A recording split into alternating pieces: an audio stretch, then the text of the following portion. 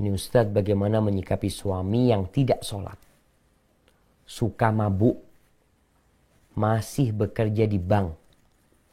Apa yang harus saya lakukan setelah menasihati dia terus-menerus? Apakah masih berlaku hukum istri yang harus taat dengan suaminya? Subhanallah jemaah. Berkaitan dengan pertanyaan ini, yang pertama, hendaklah seorang hamba banyak-banyak istighfar.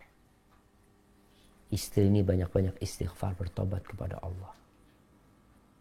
Kenapa? Kenapa dia mau dipinang oleh lelaki seperti ini? Itu terjadi. Kenapa kok mau?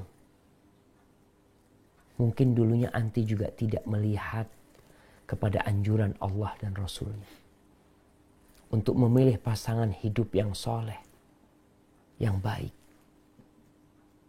Bagaimana anti bisa menikah dengan wanita lelaki yang tidak sholat, suka mabuk, kerja di bank?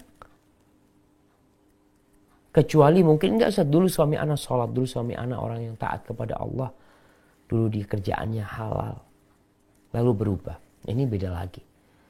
Tapi biasanya engkau memang memilih dia karena udah jatuh cinta dengan wajahnya, mungkin dengan kekayaannya. Maka tugas seorang istri ketika itu adalah bertobat kepada Allah, mohon ampun karena salah memilih pasangan hidup. Udah dikasih aturan, dikasih arahan, jangan umpamanya kadang-kala di pemerintah kita nggak boleh mendaki gunung karena kondisi berbahaya. Dikatakan jangan mendaki gunung saat ini.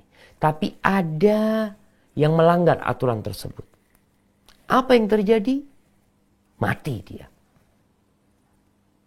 Atau dia dalam kondisi kritis. Siapa yang mau disalahkan? Udah dikasih aturan, udah dikasih tahu. Dan ini yang terjadi. Maka tugas ketika orang melakukan kesalahan adalah bertobat, istighfar. Mohon ampun kepada Allah Jalla Jalaluhu. Kemudian diperbaiki suaminya. Kalau masih ada harapan dia bisa jadi baik. Perlahan-lahan. Sholatnya diajak sholat. Nggak bisa sendirian memberikan nasihat. Mungkin perlu ada pihak ketiga, orang tua memberikan nasihat pada anaknya. Yang nggak sholat. Yang suka mabuk ya. Na'udzubillah min dzalik, kerja di bank konvensional, haram, larinya ke yang haram, membuat dia jadi nggak sholat. Terus bagaimana istri, apakah wajib taat? Selama dia sebagai suaminya, maka istri wajib taat selama tidak dalam kemaksiatan. Kalau istri sudah nggak mampu taat, nggak bisa anak taat Ustaz. Nggak mungkin ngeliat orang kayak gini, gimana anak mau nurut, mau taat. Ketika itu anti gugat cerai. Posisinya. Kenapa? Ketika tidak bisa menegakkan hukum Allah di sana, maka jangan sampai akhirnya dosa itu terus menerus dilakukan. Dosanya istri tidak taat sama suami. Tidak menurutin suami. Suaminya kan nggak benar. Iya, tapi dia suami posisinya. Ketika sudah tidak jadi suami, dikarenakan tadi sebab yang disebutkan, Anda nggak bisa bertahan di sini. Selesai.